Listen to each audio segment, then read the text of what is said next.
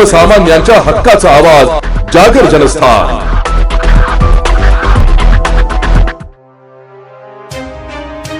देवळाली गावात गुरुवारी रात्री मद्यपान करताना झालेल्या वादातून एका तरुणाची तीक्ष्ण हत्याराने सपासप वार करून हत्या केल्याची धक्कादायक घटना घडली आहे। या प्रकरणी उपनगर पोलीस ठाण्यात खुनाचा गुन्हा दाखल करण्यात आलाय।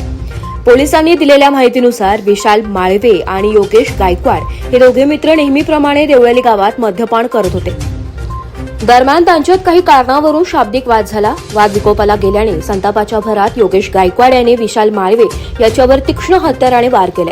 या हल्ल्यात विशालचा जागीच मृत्यू झालाय। घटनेची माहिती मिळताच उपनगर पोलीस ठाण्याचे वरिष्ठ पोलीस निरीक्षक जयंत शिरसाट, गुन्हेशोध पथकाचे सहाय्यक पोलीस निरीक्षक प्रभाकर सोनवणे व त्यांच्या पथकाने तातडीने घटनास्थळी धाव घेतली आहे। पोलिसांनी पंचनामा करून मृतदेह शवविच्छेदनासाठी पाठवलाय। घटनेनंतर अवघ्या काही तासातच पोलिसांनी आरोपी योगेश गायकवाड याला ताब्यात घेतलाय।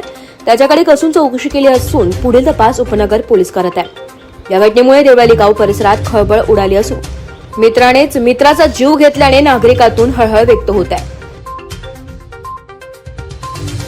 जागर जनस्थानसाठी प्रतिनिधी संदीप नवसे, नाशिक।